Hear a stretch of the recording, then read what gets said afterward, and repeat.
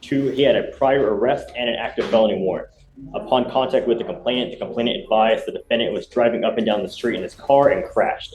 The complainant stated the defendant began to tell the complainant he was going to shoot him and kill him. The complainant advised the defendant then began to reach into his waistband and kept saying he was going to shoot him. The complainant feared for his life and felt threatened by the defendant's statement. I will say gun was never found. No charges where the gun were ever filed. They charged him with terroristic threat. They would have charged him with ag assault if the police had believed that a firearm was used. Mr. Bledsoe, let me make something perfectly clear to you. I will do everything in my power to protect my public at all costs. And I don't care if I have to make your bond $2 million. I'm going to do everything in my power to protect my public at all costs. Do you understand? Yes, I don't care who you are. I don't care where you come from. I don't care what, nothing. I want my county safe. You will be signing an affidavit with me today, promising me that you're not going to have any weapons whatsoever. And if I find that you have a weapon, I can have a contempt hearing. You're looking at 180 days in jail every time if you're caught with a gun. Do you understand? I'm sending you now for a drug test. I want to know what, if anything, is going to be in your system as well. I'm ordering you not to use alcohol or illegal drugs, and I'm going to test you like crazy. Do you understand? Yes, sir. What do you do for a living? I work for Leland Airmark Bakery. Okay, that's what you need. Pretrial judge, I spoke with the coordinator. Per pretrial, he's tested positive presumptively, because they have to send it to a lab for confirmatory, for alcohol and THC. I think they described his behavior as Threatening. Well, I didn't get threatening, but I got threatening. Okay. And I'm going to tell you now, I'm not going to have you, and I'm not going to stand for your threatening anyone in this court at any time. That is, every part of this is an extension of us. I don't care where you're going. I don't care what building you're in, whether you're in pretrial services, whether you're taking a drug test. It's unacceptable, and I'm revoking your bond. And he now goes with you. yes, sir, no, sir, arms by your side. All he's doing is setting the rules that you're going to follow, okay? Yes, sir. What's the name? Bledsoe. Evading arrest and terroristic threat. He was in custody because he had a pending felony in the 228. So he's bonded out on all. The evading, I think, is 12 yards per the officer. So I see that on 10/17 of 24, he picks up a felony assault. And 3 days later, he picks up a terroristic threat. And then he picks up an evading arrest. And they give him PR bonds on these cases. Is that what happened? And He bonded out since his last setting. I didn't check to see if there were PRs or not, Judge. I know that he had to pay money in felony court. yeah, it's just, I'm not down with PR bonds on this. I mean, he picks up 2 new cases if it's the same. Well, hold on a second. Let's not get ahead of ourselves. You've now picked up 2 new cases. You picked up a terroristic threat. You picked up an evading arrest.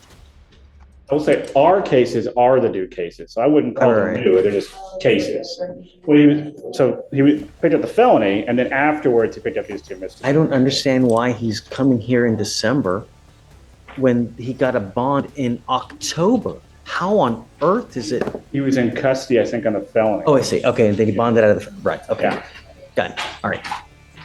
We are going to do probable cause. You have the right to remain silent. Anything you say can or will be used against you. Bro, this hearing starts at full speed. The judge isn't easing into anything. He's already talking about revoking bond before we've even caught our breath. Then we hear positive alcohol and THC tests, plus more charges stacking up like overdue bills. Wait, did he really collect new cases while already dealing with another one? Look at the judge's face, completely locked in, not even a hint of patience left. Sire, and trust me, the probable cause report is about to make this way worse. Please, what happened? On October 19, 2024, officers were dispatched to a minor crash at a residential home in Harris County, Texas. The call described a male at the location crashing his motor vehicle, then pulling a gun, and was trying to fight people at the location. When officers arrived at the location, they observed people at the location pointing at the defendant. Upon contact with the defendant, the officers introduced themselves as Houston police and told them to stop. The defendant then walked into his residence and came back out approximately 2 minutes later. The officer instructed the defendant to come towards them, but the defendant began to evade on foot from the officer the second time. The defendant ran approximately 12 yards from the officer before placing him in handcuffs. A person search on the defendant revealed he had a prior arrest and an active felony warrant. Upon contact with the complainant advised the defendant was driving up and down the street in his car and crashed. The complainant stated the defendant began to tell the complainant he was going to shoot him and kill him. The complainant advised the defendant then began to reach into his waistband and kept saying he was going to shoot him. The complainant feared for his life and felt threatened by the defendant's statement. I will say, gun was never found. No charges where the gun were ever filed. They charged him with terroristic threat. They would have charged him with ag assault if the police had believed that a firearm was used. Mr. Bledsoe, let me make something perfectly clear to you. I will do everything in my power to protect my public at all costs. And I don't care if I have to make your bond $2 million. I'm going to do everything in my power to protect my public at all costs. Do you understand? Yes, sir. I don't care who you are. I don't care where you come from. I don't care what, nothing. I want my county safe. You will be signing an affidavit with me today, promising me that you're not going to have any weapons whatsoever. And if I find that you have a weapon, I can have a contempt hearing. You're looking at 180 days in jail every time if you're caught with a gun. Do you understand? I'm sending you now for a drug test. I want to know what, if anything, is going to be in your system as well. I'm ordering you not to use alcohol or illegal drugs, and I'm going to test you like crazy. Do you understand? Yes, sir. What do you do for a living? I work for Lehman Airmark Bakery. Okay, that's what you need to concentrate on. Working a lot so that your time is occupied. When you have too much time on your hands, you become selfish. Now we're hearing about a crash, threats, running from police, and somebody allegedly reaching for a gun. Bro really turned one bad day into an entire checklist. Then the judge leans forward and basically says protecting the public comes first. Watch that expression, eyes narrowed, voice steady. That's a look that says, I'm not playing today. Chuckle, wait for it, because a life lesson coming next hits harder than the courtroom warning. Constructive. Do you understand? Yes, sir. Do You're you right about have? Thank you. Do you have a Texas driver license? that. It's a yes or it's a no. Then you're not allowed to drive. On this affidavit, you will also be promising me that you're not going to drive. Do you? Do you have a different state's driver's license? City? He asked if you have a Texas driver's license. Do you have a driver's license from any other state? No, I'm from Houston. Okay, sorry. I'm just making sure he didn't have Louisiana or something. Not drive. I am also putting on this affidavit that you're not going to drive. Do you understand? Yes, sir. You're looking around, you're just heed this warning. Mr. Bledsoe, do you understand? Yes, sir. Yes, sir. I totally understand. I only have one off day. I just sleep all day.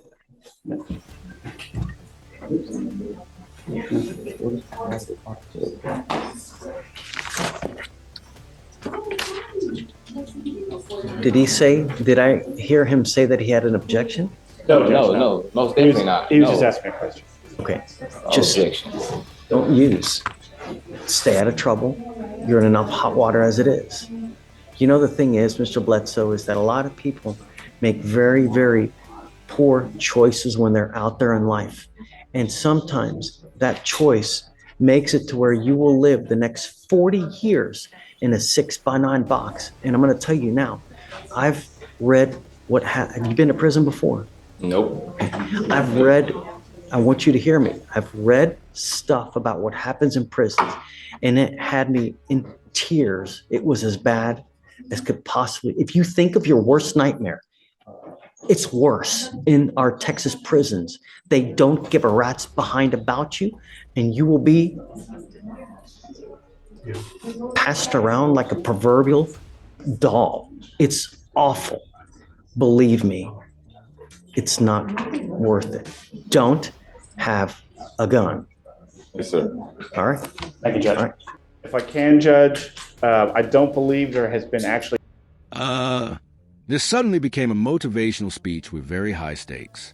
The judge talks about prison like he's trying to stop this guy from making the worst mistake in his life. Then comes a warning about guns, driving, drugs, everything. Look at the judge's body language, pointing straight at him like every word absolutely has a land. I mean, you can feel the tension building. But wait, the defense is about to push back. Any evidence presented to warrant Hold upon on, Stephen. revocation? She told me yesterday that there had been multiple threats. So, all right, to circle back, there's a couple things. In speaking with pretrial, I have not received any information about threats. I've received information about cursing and rude behavior. Yes, Judge. Don't There was speak. no threat of harm or anything like that. It was just more so attitude. He was making people in our office a little bit uncomfortable just with his demeanor and the things that he was saying, but none of it, to my knowledge, has been anything, putting anyone in danger, threatening danger, anything of that sort. This is You where I will. have an open criminal case. You're to be humble and contrite. And when you're not, and when you're threatening, abusive, harassing, I'm going to take care of you and I will light you up like a damn Christmas tree. Do you understand? It is unacceptable, the behavior that you have displayed here with myself, with pretrial, with the people down over there. And if you don't straighten up and fly right, I'm going to be all over you. Do you understand? One false move again.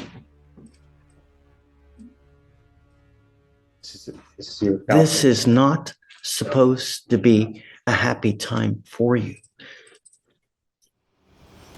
And I don't know what I need to do to get your attention.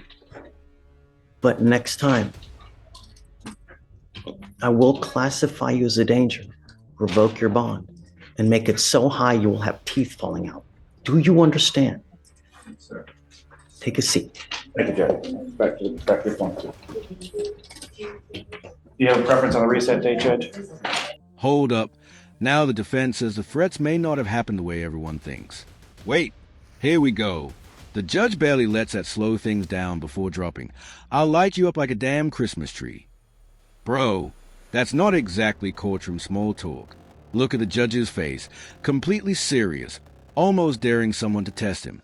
Sorry, but we're still not done, because one drug test is about to become a huge deal. So tell me what he tested positive for. It was THC and alcohol, Judge. This is where I will add that the court added bond conditions yesterday, so he had the magistrate. I understand. Okay. He did have So- these magistrate orders in October that I did see that he was instructed over. It didn't have no alcohol, but it did have October what? October 14th, 15th. Give me the last name again. Bledsoe, BLED.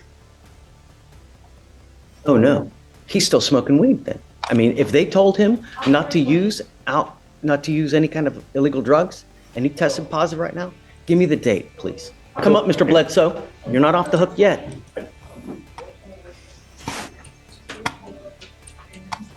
This is where I will repeat my assertion that since he's out on bond, he's entitled to a hearing where the rules of evidence would apply. What we're doing right now. Well, then I'm going to object to hearsay to anything and everything being heard by the court.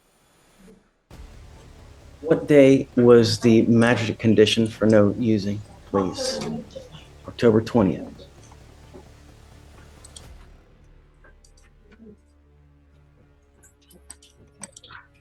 I'll also give my spiel about THC seltzers that I could buy at Specs that have no alcohol but have THC in them. You are not to use alcohol. You are not to use illegal drugs. I'm going to give you the benefit of the doubt, and I'm going to test you again in 2 weeks from today. If you test positive for THC again, and I don't care what it is, I don't care if it's a gummy, I don't care if it's a joint, I don't care if it's Delta 8, if it's Delta 9, if it's Delta 352, whatever it may be, you will stay with me. Do you understand? Yes, sir. Get whatever records you need, but if you test positive for THC again, Yes, you're sir. on notice now. You will stay with me. Yes, sir. Okay. Thank you, Judge. Have a seat back in there. Come on. But did you have a preference on the reset date, Judge? 2 weeks, whatever you want. Oh, I'm sorry, you're right. You said Then 2 I'll weeks. test him back and we'll see. And there's a final twist. The court circles right back to that THC test. Bro really thought the conversation was over. Not even close. The judge gives one last warning. one more chance, and makes it crystal clear that the next mistake won't get the same treatment. Look at the judge's expression. Calm, firm, absolutely unshaken. If courtroom moments like this keep you guessing until the very end, hit like, subscribe to Case File USA, and stick around, because the next hearing somehow gets even more unbelievable.